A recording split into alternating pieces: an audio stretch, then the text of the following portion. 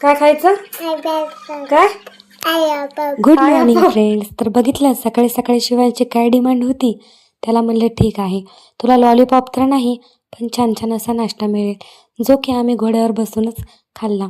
आणि त्यानंतर मी माझी कामे पटापट आवरून घेतली. सगळ्यात आधी तर स्वयंपाक करून घेतला, ज्यामध्ये आज सिंपल असा भात आणि मस्त असं मसाल्याचं वरण होतं, जे की माझ्याकडून थोडंसं पातळ झालेलं. मस्त अशा चपात्यासुद्धा करून घेतल्या आणि उशीर झाला होता म्हणून एकदम घाईघाईत रेडी व्हायला गेले. पटकन रेडी झाले आणि दुपारच्या टायमिंगला छान असा लंच केला. घरी आले आणि त्याला म्हणलं चल तुला बाहेर नेते.